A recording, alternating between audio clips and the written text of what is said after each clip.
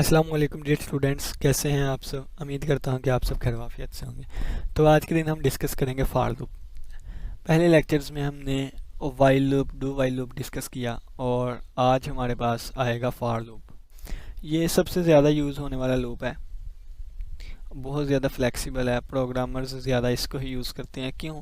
क्योंकि एक लाइन में इसकी सारी कंडीशन, सारा सिस्टम एक लाइन में आ जाता है और इसका इस्तेमाल बहुत अच्छा है। तो वो हम देखते हैं क्या चीज़ है, और जब इसके बारे में हम चीज़ें सीख लेंगे तो बाद में आप खुद इसको वाइल और डू वाइल से कंपेयर करके देख लीजिएगा। आप खुद कहेंगे कि वाकई for loop is the best option for looping structure. ठीक है, तो स्टार्ट करते हैं। फार loop execute one or more statements for specified number of times. तो फार लूप क्या करता है, एक या एक से ज़्यादा स्टेटमेंट्स को एग्जीक्यूट करता है एक स्पेसिफाइड नंबर ऑफ टाइम्स। यानी कि अगर मैं कहता हूँ कि 7 दफ़ा, 10 दफ़ा या 20 दफ़ा, कितनी दफ़ा हमने स्टेटमेंट्स चलानी है, तो उन स्टेटमेंट्स को स्पेसिफाइड नंबर ऑफ टाइम्स दफ़ा, एक ख़ास नंबर दफ़ा जो है उन स्टेटमेंट्स को एग्जीक्यूट करता है। This loop is called counter controlled loop. इसको हम काउंटर कंट्रोल्ड लूप भी कहते हैं। ठीक है, दो तरह के लूप पढ़े थे, एक सेंटिनल कंट्रोल्ड लूप और एक counter controlled loop. Sentinel controlled loop में एक वैल्यू होती थी, सेंटिनल वैल्यू होती थी। फ़र्ज़ किया मैं कहता हूँ कि 313, ये हमारे पास एक सेंटिनल वैल्यू है। तो मेरा लूप उस वक्त तक चलता जाएगा, मेरा प्रोग्राम उस वक्त तक कंट्रोल चीज़ों को चलाता जाएगा चलाता जाएगा चलाता जाएगा जब तक मैं ये सेंटिनल वैल्यू ना पुट कर दूँ। ठीक है, तो ये था सेंटिनल कंट्रोल्ड लूप। अब फार लूप एक काउंटर कंट्रोल्ड लूप है, यानी कि एक काउंटिंग के थ्रू चीज़ें चलेंगी। मैं फ़र्ज़ किया मैं कहता हूँ 1 से लेके 10 तक जाए सी की वैल्यू 1 से लेके 10 तक जाए, तो जब तक सी की वैल्यू 1 से 10 तक जाती है चीज़ें चली जाएं। ठीक है, अब इसमें वक्फा है कि कभी हो सकता है, यानी 1 इसके बाद 2 इसके बाद 3 इसके बाद 4 5 6 7 8 9 10। इसमें वक्फा ऐसे भी हो सकता है 1 और 1 के बाद 3 आ जाए, 3 के बाद 5 आ जाए, 5 के बाद 7 आ जाए, 7 के बाद 11 आ जाए। ठीक है, इससे जब बड़ा होगा तो लूप ख़त्म हो जाएगा।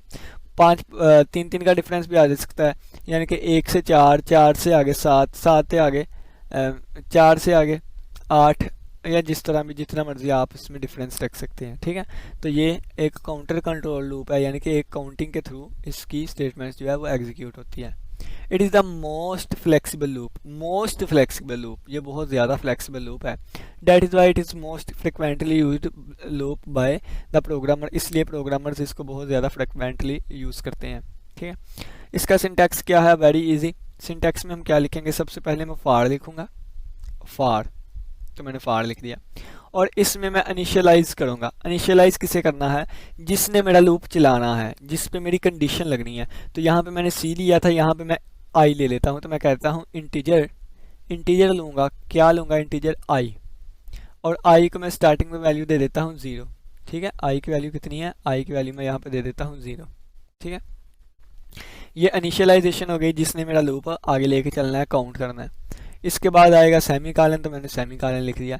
इसके बाद लिखी गई है कंडीशन, तो मैं कंडीशन लगाऊंगा कि उस वक्त तक चीज़ चलती रहे जब तक कि आई लेस दैन इक्वल टू हो जाए 10 से। ठीक है, तो जब तक आई की वैल्यू 0 है ना, जब आई की वैल्यू 10 या 10 से छोटी है तो उस वक्त तक ये चीज़ चलती रहे। और इसके बाद फिर सेमी कॉलन, तो सेमी कॉलन आ गया, और इसके बाद इंक्रीमेंट या डिक्रीमेंट ऑपरेटर आएगा, तो देखें आई में मैं 1 का इजाफा करी जाऊँगा।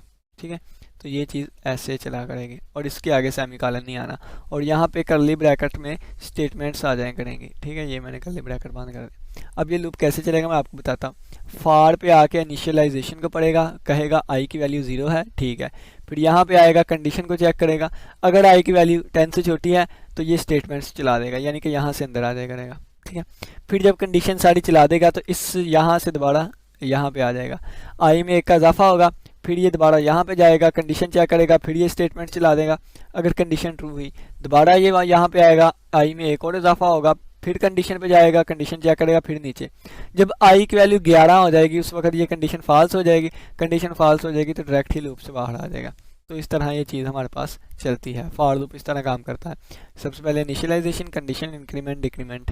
ठीक है, और ब्रैकेट में हमारे पास स्टेटमेंट, सबसे पहले वो इनिशियलाइजेशन पे आएगा, फिर कंडीशन पे आएगा, कंडीशन अगर ट्रू है तो ये सारी चीज़ें चला देगा। चलाने के बाद इंक्रीमेंट होगा या डिक्रीमेंट होगा, फिर कंडीशन चेक करेगा, अगर कंडीशन ट्रू है तो फिर ये नीचे आ जाएगा।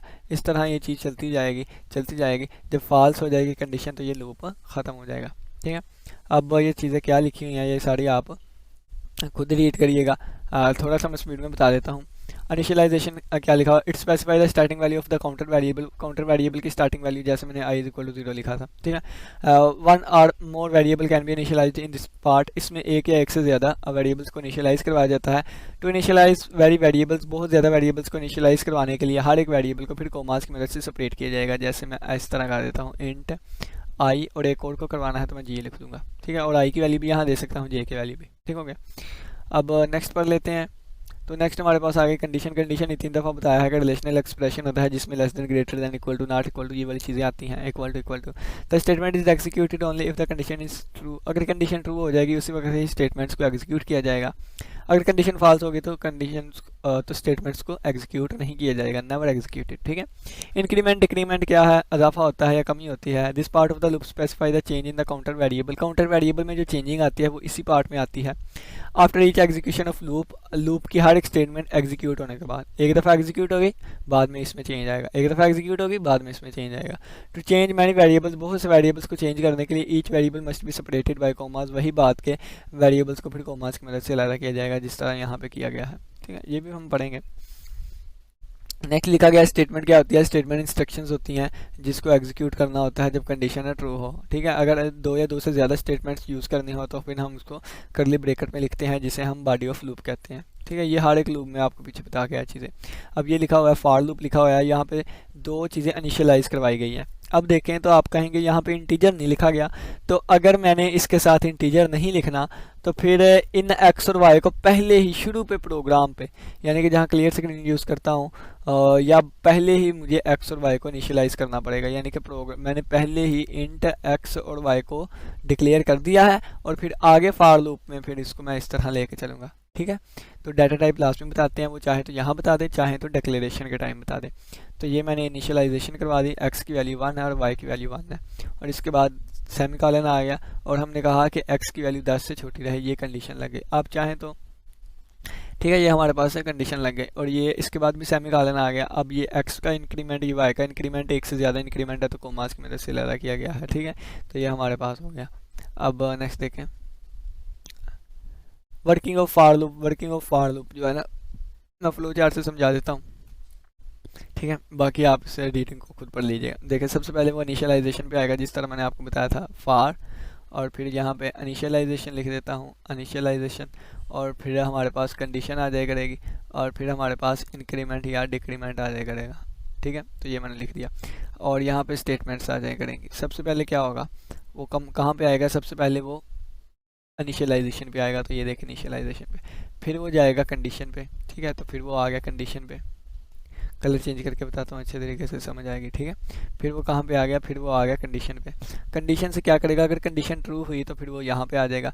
कंडीशन अगर ट्रू है तो वो लूप की बॉडी में आ गया। ठीक है, लूप की बॉडी में, और लूप की बॉडी को चला के कहाँ तक जाएगा, फिर यहाँ पे चला जाएगा इंक्रीमेंट डिक्रीमेंट पे। ठीक है, इंक्रीमेंट डिक्रीमेंट करने के बाद दोबारा कंडीशन पे आ जाएगा। तो ये देखिए दोबारा कहाँ पे आ गया, दोबारा कंडीशन पे आ गया।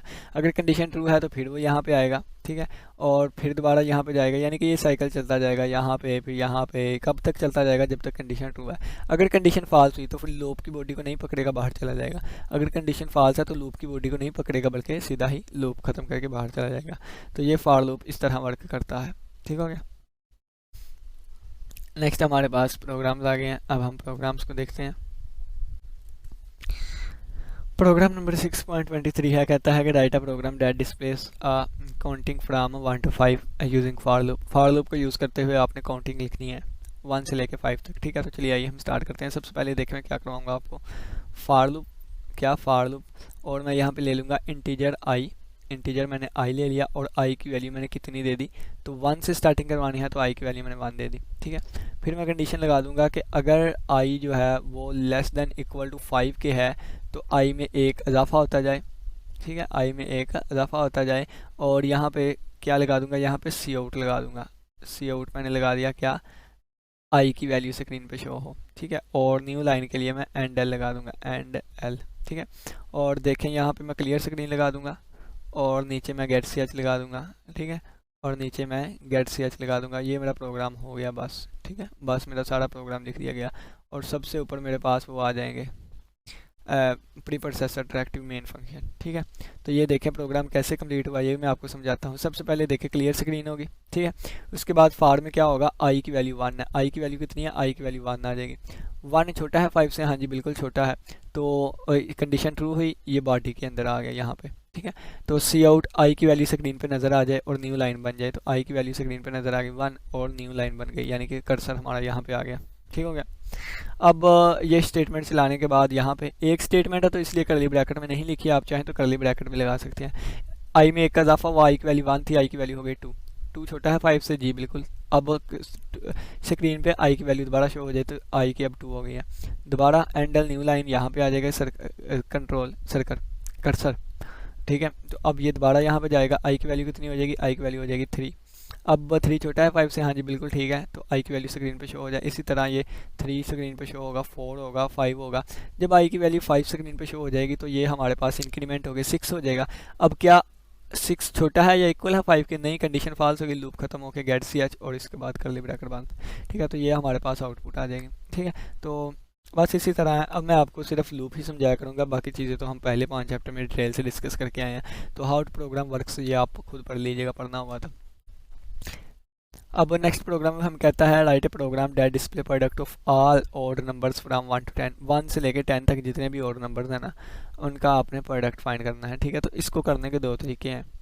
एक ये है कि आप देखें 1 2 3 4 5 6 7 8 9 10, 2 तरीके बताने लगा हूँ, देखिएगा आपके सामने है। पहला तरीका तो ये है कि आप ये वाला लें कि आई की वैल्यू आप 1 से स्टार्ट करें, 1 में 2 का इजाफा किया 3 आ जाएगा, 3 में 2 का इजाफा किया 5 आ जाएगा, 5 में 2 का इजाफा किया 7 आ जाएगा, 7 में 2 का इजाफा किया 9 आ जाएगा, ठीक है। तो इनको प्लस कर दें, यानी कि हमने 1 3 और नंबर्स को चुन लिया, 1 3 5 7 9 को, इनको हमने चुन लिया तो हमारे पास आंसर आ गया। और ये तरीका यहाँ पे किया गया है, यानी कि 2 का इजाफा किया जा रहा है, ठीक है। दूसरा तरीका क्या है, दूसरा तरीका गौर से समझिएगा। देखें मैं काउंटिंग 1 से लेकर 10 तक ही लेके चलता हूँ, लेकिन मैं कंडीशन लगा देता हूँ कि अगर ये वाली वैल्यू यानी कि जिसमें मैं स्टोर करवाऊँगा, अगर आई की वैल्यू है जो है वो नॉट इक्वल टू आई, यानी कि अगर मैं आई को डिवाइड करवाऊँ 2 से और इसका रिमाइंडर जो है वो equal to not equal to आ जाए किसके, 0 के, यानी कि इसका मतलब भी क्या है, इसका मतलब भी है ऑड नंबर। तो इसका जो भी आंसर आएगा फिर यहाँ पे प्रोडक्ट का फार्मूला लगा दूंगा, ठीक है। 2 चीज़ें हैं, यानी कि यहाँ पे क्या लिखा जा रहा है, जो भी आई होगा उसको 2 से डिवाइड करवाऊँ अगर वो नॉट इक्वल टू 0 के आए, ठीक है, यानी कि वो भी हमारे पास 1 3 5 7 9 ही आएगा, तो उसको फिर यहाँ पे प्रोडक्ट करवा दूँ। तो 2 तरीके हैं, आपके यहाँ पे जो तरीका लिखा गया वही मैं आपको समझाता हूँ। तो पता नहीं कि शायद प्रोडक्ट का आंसर बहुत ज़्यादा लेंथी आया, इस वजह से हमने लॉग इंट ये डाटा टाइप लिया और प्रोडक्ट को वैल्यू दी है 1 की, ठीक है। तो मैं p लिख देता हूँ, p की वैल्यू दी है 1 की। इंट c, एक c इंटीजर ले लिया, c की वैल्यू 1 से स्टार्ट होगी, लेस देन इक्वल टू 10 करे। अब c की वैल्यू 1 है तो 2 का इजाफा हो जाए, यानी कि 1 3 5 7 9 10 नहीं होगी, 9 हो जाएगी, 11 नहीं होगी क्योंकि कंडीशन फॉल्स हो जाएगी, ठीक है। ये वैल्यू होगी c की, ठीक है। क्या होगा, प्रोडक्ट की जो भी वैल्यू है, तो इसका मतलब क्या है, ये जो स्टैटिक मल्टीप्लाई बाय, इसका मतलब है p is equal to P multiply by C, ठीक है ना। इसका मतलब ये है p is equal to P multiply by C. तो पहले p की वैल्यू 1 थी, 1 को 1 से मल्टीप्लाई किया तो आंसर आ गया 1, ठीक है। फिर c की वैल्यू हो जाएगी 3, तो 3 को मल्टीप्लाई किया 1 से, तो ये हमारे पास इसके साथ 3 मल्टीप्लाई हो जाएगा। फिर ये वैल्यू सारी p की हो गई, ये सारी वैल्यू p की हो गई ना, तो फिर c की वैल्यू 5 हो जाएगी, मज़ीद 2 इजाफा होगा, तो अब इसको 5 से मल्टीप्लाई करवाऊंगा, ठीक है। अब ये सारी p की वैल्यू हो गई, तो अब p की वैल्यू को c से मल्टीप्लाई करवाऊंगा, c की वैल्यू हो जाएगी 7, तो 7 से मल्टीप्लाई करवाऊंगा, ठीक है। ये सारी p की वैल्यू हो जाएगी। अब c की वैल्यू 9 हो जाएगी, अब p वाली वैल्यू ये वाली थी, इसको अब 9 से मल्टीप्लाई करवाऊंगा, ठीक है। तो ये वाली चीज़ अब 11 से भी मल्टीप्लाई होगा, लेकिन कंडीशन हमारी कहती है सिर्फ 10 से छोटे छोटे, तो फिर ये 11 नहीं आएगा, ठीक है। तो बस इतना ही प्रोग्राम हमारा चलेगा और इसका आंसर जो है वो 945 आ जाएगा, तमाम और नंबर्स की प्रोडक्ट आ जाएगी। और इसको हम सी आउट में लिख देंगे, C out result is a product value, उठा लो प्रोडक्ट में कौन सी वैल्यू थी, इन सभी को मल्टीप्लाई करके, ठीक है। तो ये आपको प्रोग्राम थोड़ा सा मैंने समझाने की कोशिश, जिस प्रोग्राम की समझ नहीं आती कमेंट सेक्शन में लाजमी बताइएगा, उस पर डिटेल से वीडियो बता दूंगा।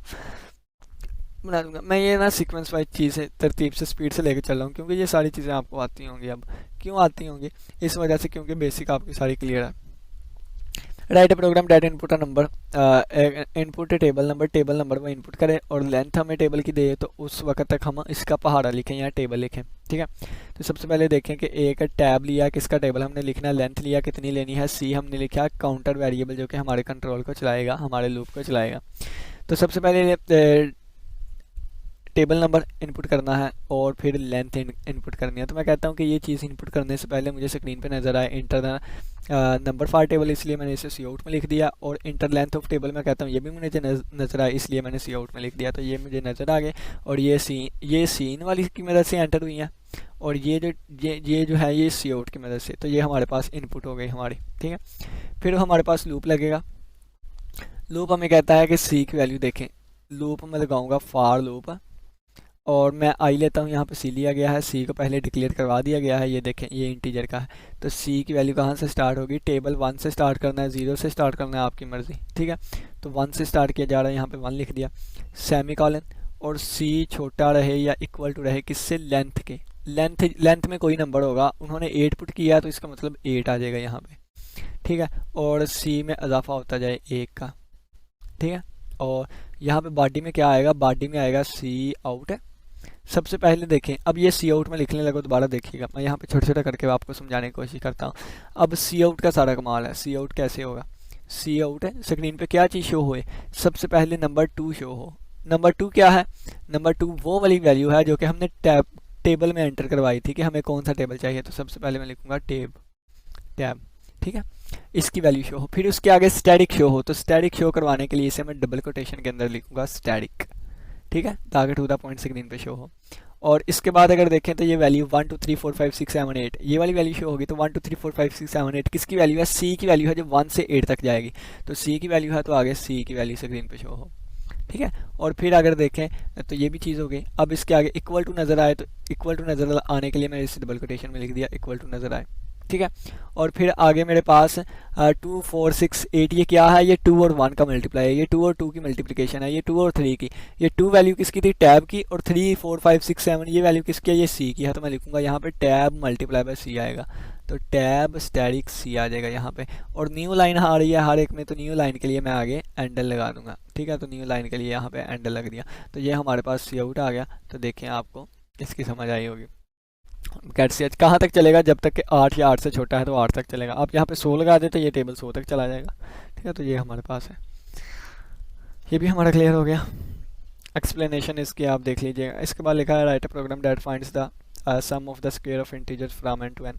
आप कोई भी एक नंबर एन दें, ठीक है, फर्स्ट स्क्वायर में 5 दे दिया, तो फिर 1 square plus 2 square plus 3 square plus 4 square plus 5 square, इन सभी के स्क्वायर का आंसर जो भी आएगा उसको सम करके आंसर करें तो इसका आंसर 55 आता है। तो ये नीचे लिखा हुआ है। ठीक है, तो ये हमने प्रोग्राम लिखना है कि जितना मैं नंबर दूं उस तक सारे जो है उसको स्क्वायर करके प्लस करें। ठीक है, when an is a positive value entered by the user, जब यूज़र एक पॉजिटिव वैल्यू एंटर करे, यानी कि ये वाली सीरीज़ है हमारे पास, इसका सम होना चाहिए। तो सबसे पहले हमने इंटीजर एन और सी ले लिया, सी हमारा लूप चलाएगा और एन जो है ये मैं नंबर बताऊंगा। इंटीजर सम, उनका सम जो है वो लॉन्ग इंट डाटा टाइप मैंने लिया क्योंकि सम बड़ा भी आ सकता है ना, तो इसलिए सम लिया। अब सम की वैल्यू सबसे पहले 0 रख दिया, एन को इनपुट करवाया है, इंटर नंबर, वो नंबर कहाँ जाएगा, एन में जाएगा। फर्ज किया मैंने नंबर 3 लिख लिया, एन की वैल्यू कितनी आ गई, एन की वैल्यू आ गई 3। सम की वैल्यू कितनी है, सम को मैं एस से ज़ाहिर करूंगा तो एस की वैल्यू कितनी है, 0 है। फॉर लूप में मैंने लगा दिया सी की वैल्यू कितनी है, फॉर लूप अब मैं लगाने लगा हूँ, तो फॉर लूप यहाँ पे लिखूंगा, तो फॉर लूप हमारे पास आ गया। फॉर लूप जो है, फॉर लूप में देखें तो सी की वैल्यू 1 है, तो सी की वैल्यू 1 आ जाएगी फॉर लूप में। ठीक है, और C less than equal to N लिखा हुआ है, तो C less than equal to N लिखा हुआ है, तो एन की वैल्यू मैंने 3 पुट किया, उन्होंने 5 किया। ठीक है, तो मैं यहाँ पे 3 कर देता हूँ, 3, और इसके आगे सी में ए का इजाफा होता जाए। और आगे क्या लिखा हुआ है कि सम में, सम की वैल्यू 0 थी ना, तो sum is equal to sum plus C multiply by C, C multiply by C. ठीक हो गया, और इसके बाद तो यहाँ पे ये वाला फार्मूला लग जाएगा, sum is equal to sum plus C multiply by C. ये कैसे काम करेगा मैं आपको अभी बताता हूँ। ठीक है, इसके बाद यहाँ तक की लूप है हमारा। इसके बाद मैं नीचे करके लिख देता हूँ सी आउट और स्क्रीन पे हमारे पास सम शो हो जाए, स्क्रीन पे सम की वैल्यू शो हो जाए, किसकी सम की वैल्यू, और गेट सी लगा दूंगा। अब लूप मैं आपको चला के दिखाता हूँ कैसे चलेगा। ठीक है, देखिए कलर चेंज करके बताता हूँ, अच्छे तरीके से समझ आएगी। देखिएगा यहाँ तक हमारे पास ये डेक्लेरेशन हो गई, ये भी डेक्लेरेशन हो गई, ये सम की वैल्यू इनिशियलाइज हो गई, असाइनमेंट हो गई, ये हमारे पास इनपुट हो गई, ये हमारा लूप है आगे। एन की वैल्यू मैंने 3 दी है और सम की वैल्यू हमने 0 कही है यहाँ पे। अब देखें सबसे पहले क्या होगा, सी की वैल्यू कितनी है, 1 है, सी की वैल्यू 1 है, सी की वैल्यू 1 है ना, सी की वैल्यू 1 है, तो क्या 1 छोटा है 3 से, कंडीशन ट्रू हुई, कंडीशन ट्रू हुई तो सम की वैल्यू क्या हो जाएगी, तो सम में पहले कितना था 0, तो 0 प्लस सी की वैल्यू कितनी है 1 है ना, कंडीशन ट्रू हुई तो 1 मल्टीप्लाई बाय 1। ठीक है, तो अब देखें 1 एक बार 1 1 जार 1, 1 प्लस 0 तो आंसर आ जाएगा 1, तो सम की वैल्यू कितनी आ गई 1 आ गई। ठीक है, दोबारा सी की वैल्यू 1 थी, यहाँ पे आया सी की वैल्यू 2 हो गई। अब क्या 2 छोटा है, सी की वैल्यू अब कितनी होगी 2, तो 2 छोटा है 3 से, हाँ जी बिल्कुल 2 छोटा है 3 से, कंडीशन ट्रू हुई, ये नीचे आ गया।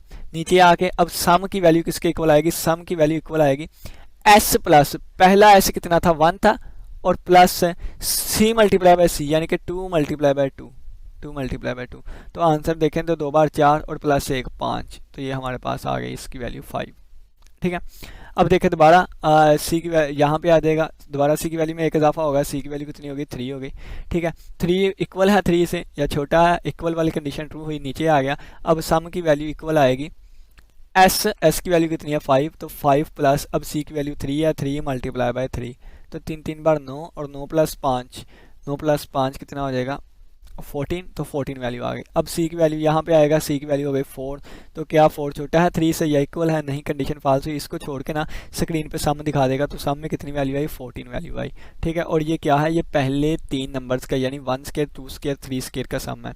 अब आप कहेंगे कि ये स्केयर का सम कैसे है, तो आंसर तो हमारा आ गया इसका, यानी इस वाली चीज़ का आंसर आ गया 14। ठीक है, अब आप लोग कहेंगे कि ये सम कैसे था, तो मैं सम में कौन सी वैल्यू लिखवा रहा था, मैं सम में सम प्लस सी मल्टीप्लाई बाय सी लिखवा रहा था। ठीक है, तो पहली दफ़ा देखें तो इसकी वैल्यू 0 थी, तो पहली दफ़ा इसकी वैल्यू 0 आ गई, तो 0 लिखें या ना लिखें, और 0 में ये मल्टीप्लाई हो रहा था 1 मल्टीप्लाई बाय 1।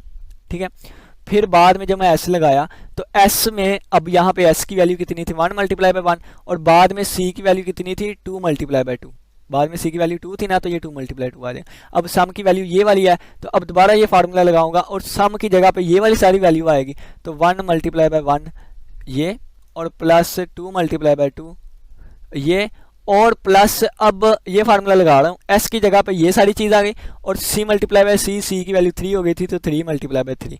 ठीक है, तो ये हमारे पास सामने वैल्यू आई। अब 4 वाला नहीं जाऊँगा, क्यों, क्योंकि मैंने सी की वैल्यू 3 तक ही लेके जानी थी, यानी कि मेरे पास यहाँ तक की कंडीशन ट्रू होगी, तो देखें पहले 3 नंबर्स की मल्टीप्लाई का सम का स्केयर का सम हमारे पास आ जाएगा। इसी तरह उन्होंने 5 लगाया है, तो इसके साथ फिर नेक्स्ट में हमारे पास इस तरह आएगा 1 मल्टीप्लाई बाय 1 और प्लस 2 मल्टीप्लाई बाय 2 और plus 3 multiply by 3 plus 4 multiply by 4 plus 5 multiply, इस तरह ये चीज़ हमारे पास सम आ जाएगा। प्रोग्राम कैसे चला मैंने आपको बता दिया। नेक्स्ट देखें, ये एक्सप्लेनेशन लिखी हुई है। नेक्स्ट देखें, write a program that input a number from the user and print the lowest and highest digit in the program. उन्होंने कहा है कि एक आपने digit write a program the highest digit, एक नंबर इनपुट करना है, फर्ज किया मैंने कर दिया 2940, ये मैंने कर दिया है, और फ्रॉम द यूज़र से लेना है, तो इसको एन कह के एन इनपुट करवा दूंगा। ठीक है, फिर उन्होंने क्या क्या print the lowest and highest digit in the number, इसमें जो लोएस्ट और हाईएस्ट है, लोएस्ट 0 है और हाईएस्ट 9 है। ठीक है, ये हमें बताए स्क्रीन पे दिखाए, तो क्या करेंगे हम, इंटीजर एन किया है, एन में इनपुट आ गई है, एक मिनट प्रोग्राम कितने गया, ये तो सम वाला था, यही है प्रोग्राम। ठीक है, तो हमने एन में इनपुट कर दी, और इनपुट करने के बाद हमने क्या किया, इंट नाम इज इक्वल टू एन, हमने नाम में एक और वेरिएबल लिया जिसको एन की वैल्यू दे दी। ठीक है, यानी कि उस नंबर की वैल्यू जो है वो नाम को दे दी, और हमने क्या किया, हमने किया इंट हाई, हाई जो होगा वो कैसे आएगा, नंबर को 10 से डिवाइड करवाएं, जो रिमाइंडर बचेगा वो आ जाएगा, और लो में कौन सा आएगा, नंबर को 10 से डिवाइड करवाएगा, जो नंबर बचेगा उसको हाई लो में भी कर दिया, और रिमाइंडर भी हमने एक का वेरिएबल ले लिया। ठीक है, करवाता हूँ आपको प्रोग्राम, फर्ज किया मैंने लिया 45 407, ये वाला मैंने नंबर ले लिया। ठीक है, 407, क्या करूँगा, ये वैल्यू n को दे दूंगा, तो ये नम की ये वैल्यू n की थी जो कि मैंने नम को दे दी, किसको, नम को दे दी। अब इंट हाई में कौन सा आएगा, इसको 10 से रिमाइंडर लें, यानी कि 407, इसको 10 से डिवाइड करवाएं तो ये आ जाएगा 40,400, बाकी कितना बचेगा 7। तो ये जो 7 वैल्यू आई है ये इंट हाई को भी और इंट लो को भी, तो हाई को भी वैल्यू 10 कितनी 7 चले जाएगी, लो को भी वैल्यू 7 चले जाएगी, और एक वेरिएबल मैंने रिमाइंडर ले लिया। अब देखें जब i की वैल्यू n के इक्वल है, i की वैल्यू n के इक्वल आ जाएगी, यानी कि i की वैल्यू जो है वो 407 आ जाएगी। अगर i की value greater than equal to 1 है तो ये लूप कितनी दफ़ा चलेगा, ये लूप 407 दफ़ा चलेगा। अल्लाह अकबर। देखें कि i greater than equal to 1 है, यानी कि जब तक 401 जो है वो ग्रेटर दैन इक्वल टू 1 की है, ठीक है। फिर ये वैल्यू हमारे पास जो है, अच्छा 401 दफ़ा नहीं चलेगा बल्कि ये कंडीशन अलग लगी हुई है। देखते हैं हम रिमाइंडर में कौन सी वैल्यू आएगी, i को 10 से डिवाइड करवाएं, जो रिमाइंडर बचेगा, तो रिमाइंडर में वैल्यू भी कितनी आएगी, रिमाइंडर में वैल्यू भी कितनी आएगी, 7 ही आएगी, ठीक है। फिर देखें अगर रिमाइंडर हाई से ज़्यादा है तो ये वाली चले, अगर रिमाइंडर हाई से लो है तो ये वाली चले, ठीक है। तो रिमाइंडर की अगर बात करें तो रिमाइंडर हमारे पास 7 है, और 7 जो है वो हाई से ज़्यादा नहीं है, इक्वल है, लो से भी ज़्यादा कम नहीं है, इसके इक्वल है, तो हमारा प्रोग्राम कुछ भी नहीं करेगा और ये चीज़ हमारे पास यहाँ पे आ जाएगी, ठीक है। अब i की वैल्यू कितनी है, 407 है, तो 407 को उन्होंने कहा है कि 10 से डिवाइड करवाएं, तो जब 10 से डिवाइड करवाएंगे हमारे पास आंसर आएगा 40, कितना 40 आंसर आएगा। तो 40, अब i की वैल्यू कितनी होगी, अब i की वैल्यू होगी 40, अब i की वैल्यू 40 होगी। अब i की वैल्यू को 10 से करवाएं, ठीक है, i की वैल्यू को मैं 10 से करवाऊंगा, तो मैंने 10 से डिवाइड करवाया तो 10 4 बार 40, बाकी रिमाइंडर कितना बचा 0। अब रिमाइंडर को कितनी वैल्यू चले जाएगी 0, तो रिमाइंडर को कितनी वैल्यू चले गई 0। अगर रिमाइंडर हाई से ज़्यादा है तो रिमाइंडर हाई से ज़्यादा तो नहीं है, क्योंकि ये लिखा गया है अगर रिमाइंडर 0 है, रिमाइंडर जो है इसकी वैल्यू 0 है, ज़्यादा है हाई से, हाई की वैल्यू 7 थी, तो ये तो हमारे पास गलत हो गई, ठीक है।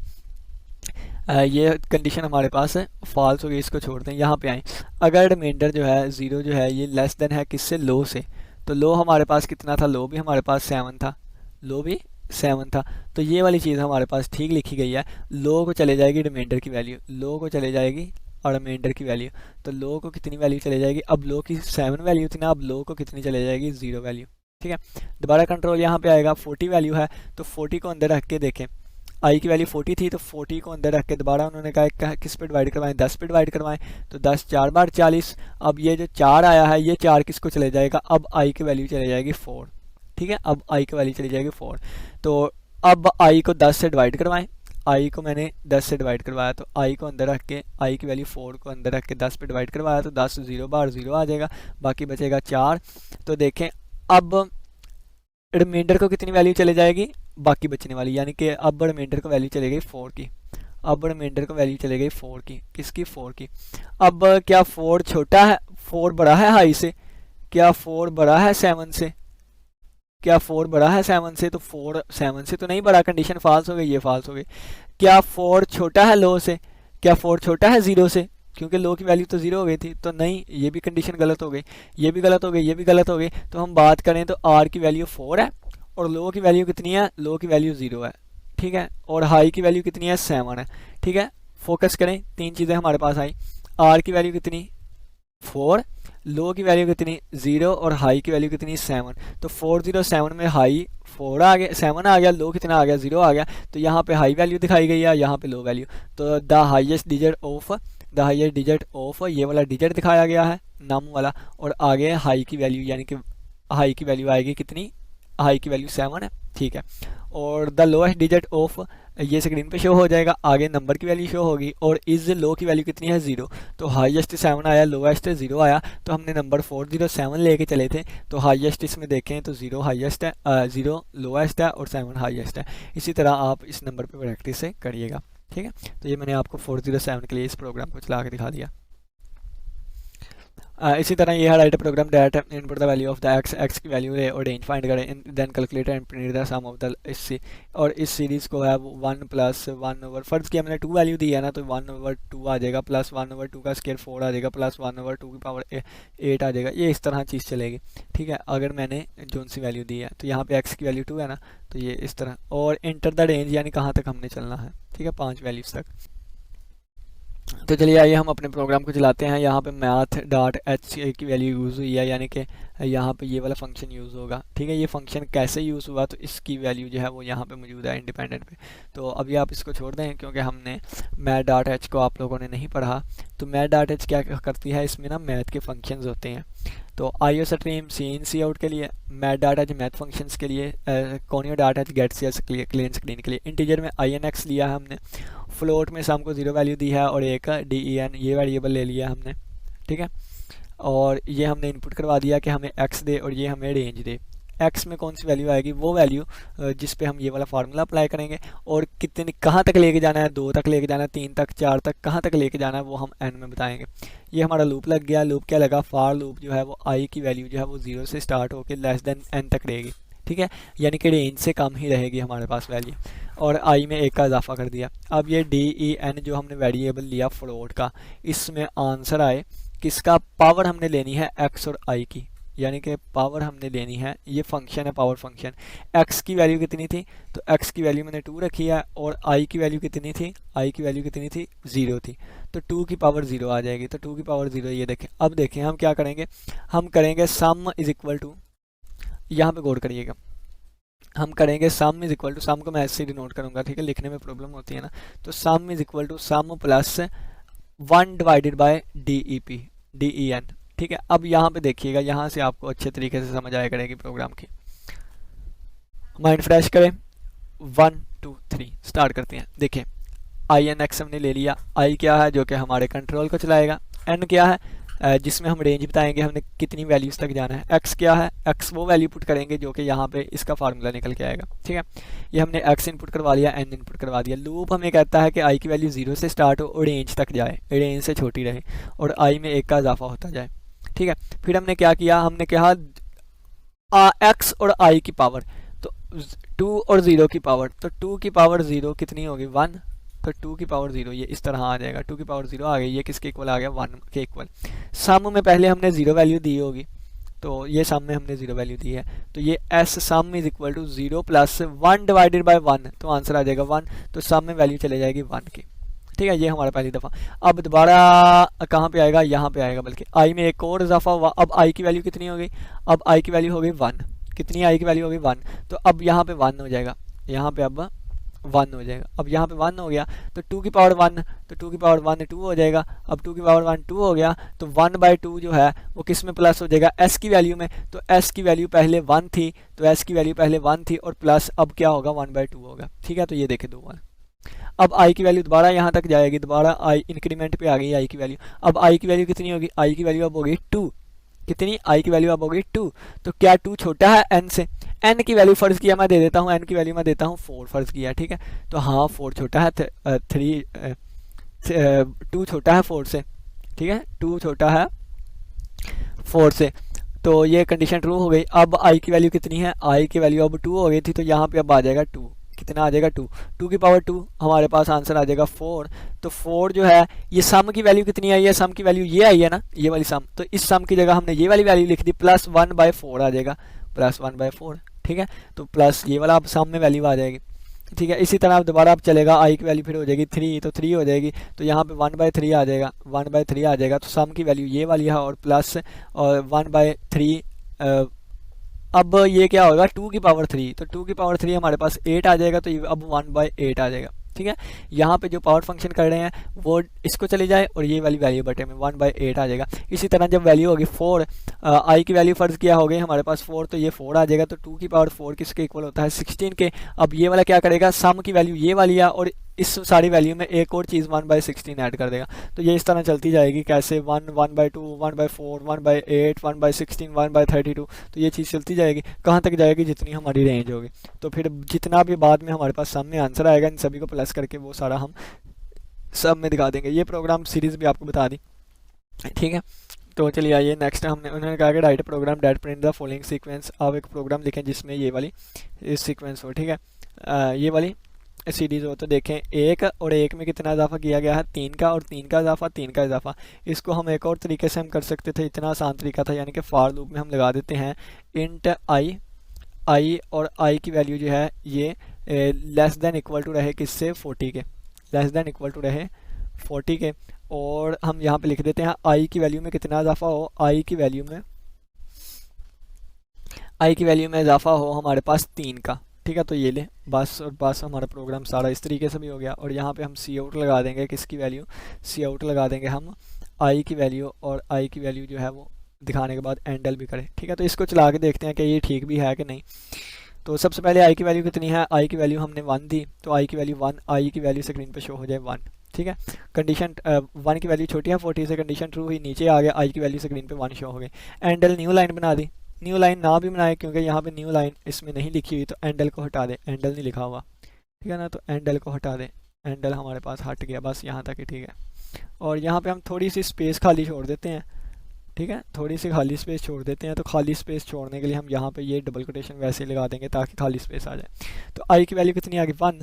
तो 1 आई की वैल्यू आने के बाद यहाँ पे गया, अब आई की वैल्यू में 3 का इजाफा हुआ। तो आई की वैल्यू 1 थी, 1 में 3 का इजाफा हुआ 4 हो गई, तो 4 छोटा है 40 से, दोबारा आई की वैल्यू स्क्रीन पे 4 शो हो जाएगी। ठीक है, अब दोबारा इसमें इंक्रीमेंट होगा, 4 में 3 ऐड हुए, 7 बन गया, 7 छोटा है 40 से, तो बिल्कुल आई की वैल्यू 7 थी, तो 7 स्क्रीन पे शो। आई की वैल्यू दोबारा इंक्रीमेंट हुआ तो कितनी, 10 हो गई, 10 छोटा है 40 से, हाँ जी, अब 40 ये 10, तो सो ऑन ये चीज़ चलती गई, कहाँ तक गई, अगर 40 आता है तो 40 भी स्क्रीन पे शो हो जाएगा, नहीं तो ना सही।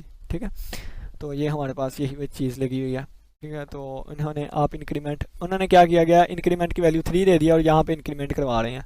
ठीक है, तो मैंने यहाँ पे इंक्रीमेंट यहाँ पे ही करवा दिया था। ठीक है, तो आगे वाला प्रोग्राम देखें, उन्होंने कहा है write a program to print the following series. ठीक है, तो इसमें क्या किया जा रहा है, इसमें 2 सीक्वेंस ली जा रही है, 2 चीज़ें ली जा रही हैं, एक ये वाली 1 7 और इससे आगे चीज़ें चलेंगी, और एक -4 10 और इससे आगे चीज़ें चलेंगी। ठीक है, तो इसीलिए यहाँ पे ये कंडीशन लगी हुई है। उन्होंने कहा है कि ए की वैल्यू 1 है, आई पी इंक्रीमेंट 3 का है। सबसे पहले हम क्या करवाएंगे,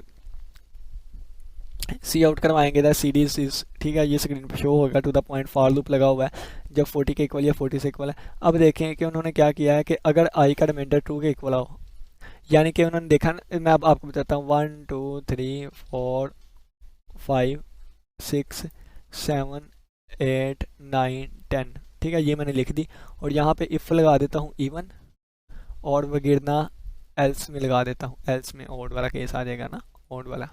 ये देखें, ये मैं बताता हूँ, मैंने ये वाली अब आई की वैल्यूज़ लिखी है, जिसकी हाँ आई की वैल्यू मैंने लिख ली।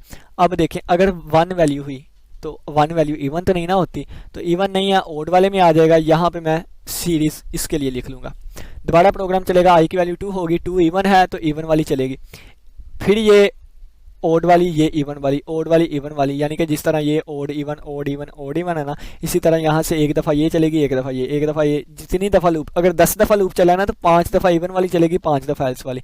तो ये जो 1 7 ये वाली चीज़ें होंगी, ये इवन में आ जाएगी, ओड में आ जाएगी, ये वाली चीज़ें इवन में आ जाएंगी। ठीक है, तो इस तरह ये सीरीज़ की गई है, तो आप इसको कर लीजिएगा। तो नेक्स्ट हमारे पास प्रोग्राम नंबर 6.31 आता है। तो इस प्रोग्राम में हमसे कहता है राइट ए प्रोग्राम, एक ऐसा प्रोग्राम लिखें डैट इनपुट अ नंबर, जो कि एक नंबर ले। तो पहले नंबर लेने के लिए हमने इनपुट लिया, सीन नंबर कर दिया नम, और पहले हमें स्क्रीन पे नज़र आए एंटर द नंबर, तो इसके लिए हमने ये सी आउट लगा दिया, और यहाँ पे हमने इसको इनिशियलाइज डिक्लेयर करवा दिया। ठीक है, इंट नंबर, तो ये हमारे पास यहाँ तक हो गया। फिर कहा है and check whether it is a perfect number और नॉट, और चेक करना है कि ये परफेक्ट नंबर है या नहीं। तो परफेक्ट नंबर कौन सा होता है, a perfect number is a number, एक परफेक्ट नंबर एक ऐसा नंबर होता है that is numerically equal to the sum of its divisor, जो कि न्यूमेरिकली अपने डिवाइजर्स के सम के इक्वल के बराबर होता है। For example 6 is a perfect number because the divisors of 6 are 1 to 3 and sum of these divisors 1 to 3 is equal to 6। Perfect number एक ऐसा नंबर होता है कि उस नंबर को जो भी इंटीजर डिवाइड करते हैं ना, उनको सम करें तो दोबारा वही नंबर आ जाता है। एग्जांपल मैं आपको बताता हूँ 28, एग्जांपल किसकी 28। तो 28 सबसे पहले देखें तो 2 पे भी पूरा पूरा डिवाइड हो जाता है, 1 पे भी पूरा पूरा डिवाइड हो जाता है। ठीक है, और यानी कि 2 1 28 बार 28, 2 14 बार 28, और 7 4 बार 28। ठीक है, और 4 पे भी जाता है, 4 7 आर 18 28, और 14 पे भी जाता है। ठीक है, तो 28 एक बार 28, 28 अपने वाले को छोड़ देना। ठीक है, इन सभी को प्लस करके देखेंगे तो 14 और 4 18, 18 और 7 18 और 7 18 19 20 25, 25 और 1 26, और 26 2 28, तो सभी को प्लस करें दोबारा 28 आएगा। तो 28 भी हमारे पास एक परफेक्ट नंबर है। ठीक है। 6 भी एक परफेक्ट नंबर है क्योंकि 6 को 1 भी पूरा पूरा डिवाइड करता है, 2 भी, 3 भी, तीनों को प्लस करें आंसर 6 आएगा। ठीक है, तो ऐसे नंबर को हम परफेक्ट नंबर कहते हैं। हमने चेक करना है कि यूज़र ने एक नंबर दिया है, वो दिया गया नंबर परफेक्ट नंबर है कि नहीं। तो सबसे पहले ये हमारे पास इनपुट आ गई, वो नंबर हम कोई ना कोई इनपुट करेंगे। फिर हमने एक मिड ले लिया, एक सम ले लिया और एक नंबर ले लिया जो इसमें इनपुट करवाई, और आई हमारा लूप चलाएगा। ठीक है, तो हमने फॉर लूप लगा दिया। सबसे पहले हम मिड लिखेंगे, तो मिड किसके इक्वल होगा, मिड हमारे पास इक्वल होगा उस नंबर, जो भी नंबर हमने पुट किया है उसको 2 से डिवाइड कर दें। ठीक है, फ़र्ज़ किया हमने 28 पुट किया है ना, तो 28 को 2 से डिवाइड करूँगा तो आंसर आ जाएगा 14। तो मिड में आंसर आ गया 14। ठीक है, नेक्स्ट देखें हमारे पास कि फॉर लूप लगा हुआ है कि अगर आई की वैल्यू मिड या मिड से कम हो तो लूप हमारा कैसे चलेगा, लूप हमारा चलेगा for loop i equal to 1 के हैं। ठीक है, और आई की वैल्यू अगर लेस हो या इक्वल हो किससे, 14 से, तो आई में 1 का इजाफा हो जाया करे। ठीक है ना, आई में 1 का इजाफा हो जाया करे। तो फिर हमने क्या लिखवाया है, फिर हमने इफ़ स्टेटमेंट लगा दी, क्या, इफ़ कंडीशन लगा दी। इफ़ में हमने कहा कि जो भी हमारे पास नंबर था ना, तो नंबर की कितनी वैल्यू थी, नंबर की वैल्यू 28 थी। नंबर की वैल्यू कितनी थी, 28 थी। तो 28 को अंदर रख के आई पे डिवाइड करें, तो 28 को हमने अंदर रख के 1 पे डिवाइड करवाया। ठीक है, 1 पे डिवाइड करवाएंगे तो 128 था 28। ठीक है, तो हमारे पास रिमाइंडर बच गया 0, यानी कि इससे हमें डिवाइजर मिला करेंगे। जब रिमाइंडर 0 आ जाया करेगा तो फिर हम इसको सम कर देंगे। ठीक है, तो सम में पहले 0 वैल्यू थी, अब सम में कितनी आ जाएगी, सम में 0 + 1, सम में वैल्यू आ गई 1। ठीक है, अब यहाँ से दोबारा हमारा लूप यहाँ पे चला जाएगा, आई की वैल्यू हो जाएगी 2। अब हम 2 से डिवाइड करवाएंगे 28 को, तो 28 को 2 से डिवाइड करवाएंगे, 2 14 = 28, तो रिमाइंडर दोबारा 0 आ गया। ये एक और हमें डिवाइजर मिल गया, एक और डिवाइजर मिल गया। तो हम इस डिवाइजर का क्या करेंगे, इसको सम में ऐड कर देंगे, तो 1 + 2 आ जाएगा। ये पहले सम की वैल्यू, ये अब 2 ऐड होगा तो इसका आंसर आ जाएगा 3। ठीक है, तो इसी तरह दोबारा आई की वैल्यू में 1 इजाफा हो जाएगा, 3 आ जाएगा। तो जब हम 3 से डिवाइड करवाएंगे 28 को तो ये डिवाइड नहीं होगा, तो नहीं होगा डिवाइड, तो 3 8 bar 24, 3 9 bar 27, 3 9 bar 27, बाकी बचेगा 1। तो रिमाइंडर 0 के इक्वल नहीं आया, ये चीज़ नहीं चलेगी। आई की वैल्यू 4 हो जाएगी, 4 पे चेक करेगा, 4 भी हमारे पास आ जाएगा, फिर 4 ऐड हो जाएगा, 5 पे नहीं आएगी, 6 पे इसका आंसर आ जाएगा 7। ठीक है, फिर 7 पे आएगा, 7 ऐड हो जाएगा 14। ठीक है, और फिर अगर देखें तो 14 पे आएगा, 14 ऐड हो जाएगा, तो आंसर आ जाएगा 28। ठीक है, यानी कि ये लूप 1 से लेके कहाँ तक जाएगा, 14 तक चलेगा, 1 से लेके 14 तक चलेगा हमारा लूप। तो 1 हमारे पास डिवाइजर आएगा, 2 आएगा, 3 नहीं आएगा, 4 आएगा। ठीक है, 5 भी नहीं आएगा, 6 भी नहीं आएगा, 7 आएगा, 8 भी नहीं आएगा, 9 10 11 12 कोई भी नहीं आएगा, 13 भी नहीं आएगा, 14 आएगा। तो ये जो भी डिवाइजर आएंगे उन सभी को प्लस करें, आंसर आएगा 28। तो अब हमारे पास सम में कितनी वैल्यू आ गई, सम में आ गई 28 वैल्यू। ठीक है, सम यानी कि तमाम डिवाइजर्स का सम हमारे पास आ गया। अब देखेंगे अगर इस सम का आंसर नंबर के इक्वल हुआ, तो नंबर 28 है तो सम का आंसर भी 28 है। तो अगर इक्वल हो गया तो हम कहेंगे परफेक्ट नंबर। और अगर डिवाइजर्स का सम जो है वो नंबर के इक्वल नहीं हुआ तो एल्स वाली कंडीशन चलेगी और ये कह देगा नॉट ए परफेक्ट नंबर। ठीक है, उम्मीद करता हूँ प्रोग्राम की समझ आई होगी। मैं 28 वाली एग्जाम्पल लेकर चला, यहाँ पे 6 है। नेक्स्ट 6.32 है, वो कहता है राइट प्रोग्राम, एक ऐसा प्रोग्राम लिखे डेट इनपुट है इंटीजर जो कि एक है इंटीजर ले। ठीक है, तो वो इंटीजर को मैंने नाम का नाम दे दिया, ये एक इंटीजर नाम है। सी जो है ये मेरा लूप चलाएगा। ठीक है, और मैंने क्या कह दिया, enter and integer cout में, और ये सीन में मैंने नाम में वैल्यू रखवानी है। And prints if it is a prime और कंपोजिट, प्रिंट करे प्राइम या कंपोजिट को। जो भी इंटीजर है अगर वो प्राइम है तो लिखा जाए the given number is prime, और अगर वो कंपोजिट है तो लिखा जाए the given number is a composite. A number is a prime, और बताया जा रहा है कि एक नंबर प्राइम होगा अगर इसके 2 फैक्टर्स हो, एक 1 और एक अपना आप, और अदरवाइज ये कंपोजिट होगा। फर्ज किया एक 7 नंबर है ना, तो 7 को या 1 ही डिवाइड कर सकता है या 7 ही, तो ये हमारे पास प्राइम नंबर है। ठीक है, पॉजिटिव इंटीजर की बात करो। लेकिन अगर 8 की बात करें तो 8 को 1 भी पूरा पूरा डिवाइड करता है, 2 भी करता है, 4 भी करता है, और 8 खुद भी करता है। तो इसके 4 डिवाइजर्स आगे, ये प्राइम नहीं है तो ये कंपोजिट होगा। जिसके सिर्फ 2 ही डिवाइजर्स हो, 1 और अपना आप, ऐसे नंबर को हम कंपोजिट कहते हैं। तो चलिए ये चेक करते हैं। फॉर लूप में हमने लगा दिया, फॉर लूप हमने लगा दिया। फॉर लूप क्या है, सी की वैल्यू हम 2 से स्टार्ट करेंगे, क्योंकि जो प्राइम नंबर होते हैं वो 2 से स्टार्ट होते हैं। ठीक है, प्राइम नंबर 2 से स्टार्ट होते हैं। और इसके अलावा सी जो है वन नंबर जो है ना ये ना तो कंपोजिट है ना ही प्राइम है, ठीक है। और सी जो है ये लेस देन इक्वल टू वो नंबर डिवाइडेड बाय टू, ठीक है। तो फर्ज किया मैं नंबर 96 ले लेता हूँ, तो 96 को जब 2 से डिवाइड करवाऊंगा तो ये आ जाएगा 3 3 2 8, जो 4 पर 8 और 1 2 8 पर 16, तो 48 आ जाएगा।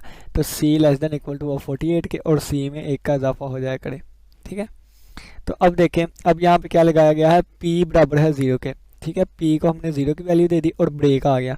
ब्रेक क्या करता है, ब्रेक इसे बाहर ले आता है लूप से, ठीक है। ब्रेक क्या करेगा, लूप से बाहर ले आएगा। लेकिन इससे पहले यहाँ पे एक इफ़ कंडीशन लगी हुई है। इफ़ कंडीशन कहती है कि अगर ये इवन नंबर हुआ, यानी कि इसको डिवाइड करवाएं, 48 जो भी हमारे पास आया है, 48 नहीं जो भी नंबर था, 96 था ना, जब इसको हमने C से डिवाइड करवाया, यानी कि जब हमने इसको 2 से डिवाइड करवाया, C की वैल्यू 2 है ना, तो 2 से डिवाइड करवाया तो रिमाइंडर 0 आता है, तो इसका मतलब ये इवन नंबर है, ठीक है। तो इफ़ अगर P की वैल्यू आ गई 1, तो हमारा नंबर जो है वो प्राइम नंबर होगा। अब ये देखें, यहाँ से मैं आपको बताता हूँ सारी चीज़ें क्या है। देखें, अगर ये वाली कंडीशन ट्रू हुई ना, ये वाली कंडीशन, तो हमारा नंबर इवन होगा और P को 0 की वैल्यू तो चले जाएगी, ठीक है। लेकिन अगर ये वाली कंडीशन ट्रू ना हुई, ठीक है, ये वाली कंडीशन ना हुई, फिर हम चेक भी करेंगे। अगर P की वैल्यू 1 है, ये कंडीशन ट्रू नहीं हुई, तो P की वैल्यू कितनी थी, 1 ही थी, यानी कि ये चीज़ें नहीं चली, 1 ही रही P की वैल्यू। और अगर P की वैल्यू 1 है तो हम कहेंगे प्राइम है, अगर नहीं है तो हम कहेंगे कंपोजिट है। सारी चीज़ किस पे डिपेंड कर रही है, P पे। अगर P की वैल्यू कितनी आई, 0, अगर P की वैल्यू 0 हुई तो फिर हम क्या चलेंगे, P की वैल्यू 0 हुई तो ये कंपोजिट के तौर पे आएगा, ठीक है। और अगर P की वैल्यू 1 हुई, कितनी है, P की वैल्यू 1 हुई, तो ये फिर प्राइम के तौर पे आएगा, ठीक है। ये किसके तौर पे आएगा, प्राइम के तौर पे आएगा।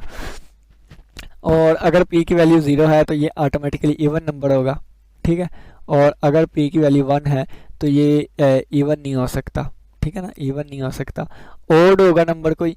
और ओड के अलावा जो है वो ऐसा नंबर होगा जिसको सिर्फ और सिर्फ 1 या अपना आप ही डिवाइड कर सके, ठीक है। तो ये हमारे पास एक प्रोग्राम था। उम्मीद करता हूँ कि प्रोग्राम की समझ आई होगी। किसी बच्चे का कोई भी क्वेश्चन हुआ तो लास्ट में डिस्कस करिएगा। तो आज हमने तकरीबन 11 प्रोग्राम जो है उनको भी देखने की कोशिश की। नेक्स्ट हमारे पास आएगा कंटिन्यू स्टेटमेंट, ठीक है। और कंटिन्यू स्टेटमेंट्स के बारे में प्रोग्राम, फिर ब्रेक स्टेटमेंट आएगी। तो आज के लेक्चर में भी हमने ब्रेक की। ब्रेक क्या करता है कि हमें लूप से बाहर ले आता है, ठीक है। मतलब ये कि जैसे देखें ना, ये हमारा लूप था, ये लूप की बॉडी थी, तो लूप की बॉडी में अगर ये ब्रेक लगा हुआ है ना, तो इसने क्या करना है, जब यहाँ पे कंट्रोल आएगा ना, तो ये ब्रेक उसे उठा के बाहर ले आएगा, ठीक है। तो ये ब्रेक का काम होता है। तो बाकी क्या ये सारी चीज़ें होती हैं, प्रोग्राम से डिटेल से डिस्कस करेंगे। और फिर ये करने के बाद नेस्टेड लूप हमारे पास आएगा, और नेस्टेड लूप के ज़्यादा प्रोग्राम्स है। वो प्रोग्राम करने के बाद हमारा जो चैप्टर है वो अपने अख्ताम को पहुंचेगा और चैप्टर हो जाएगा एंड, और इसके बाद नेक्स्ट चैप्टर करेंगे। उम्मीद करता हूँ कि आज की लेक्चर समझ आई होगी। किसी बच्चे का कोई भी क्वेश्चन हो लाजमी पूछिएगा। इसी के साथ इजाज़त दीजिए। अल्लाह हाफिज़, अल्लाह निगहबान।